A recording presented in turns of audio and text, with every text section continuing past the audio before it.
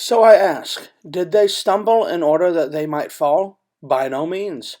Rather, through their trespass, salvation has come to the Gentiles, so as to make Israel jealous. Now if their trespass means riches for the world, and if their failure means riches for the Gentiles, how much more will their full inclusion mean?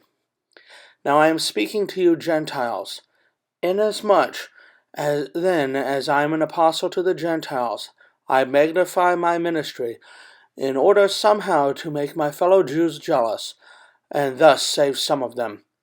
For if the rejection means the reconciliation of the world, what will the acceptance mean but life from the dead?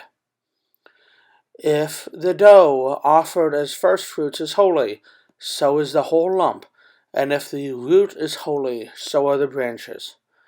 But if some of the branches were broken off, and you, although a wild olive shoot, were grafted in among the others, and now share in the nourishing root of the olive tree, do not be arrogant toward the branches. If you are, remember, it is not you who support the root, but the root that supports you. Then you will say, branches were broken off so that I might be grafted in. That is true. They were broken off because of their unbelief, but you stand fast through faith.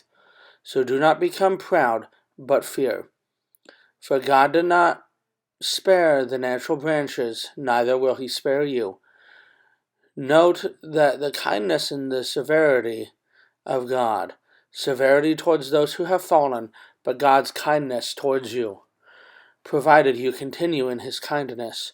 Otherwise you too will be cut off. And even they, if they do not continue in their unbelief, will be grafted in. For God has the power to graft them in again. For if you were cut off from what is by nature a wild olive tree, and grafted, contrary to nature, into a cultivated olive tree, how much more will these, the natural branches, be grafted back onto their own olive tree?